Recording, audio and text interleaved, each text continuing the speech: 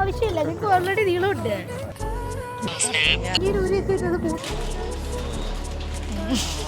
അത്ര ഓറ. നമ്മളിപ്പോ നിൽക്കുന്ന സ്ട്രാൽസുണ്ടിലാണ്. നമ്മൾ സ്ട്രാൽസുണ്ടിൽ നിന്ന് നമ്മൾ റൂഗനിലോട്ട് പോയിക്കൊണ്ടിരിക്കുകയാണ്. നമ്മൾ പോകുന്നത് ജർമ്മനിയിലെ ഗ്രാൻഡ് കയോണിലേക്ക്. അതെ, എന്നിട്ട് ബസ്സിലാണ് നമുക്ക് പോകേണ്ടത്.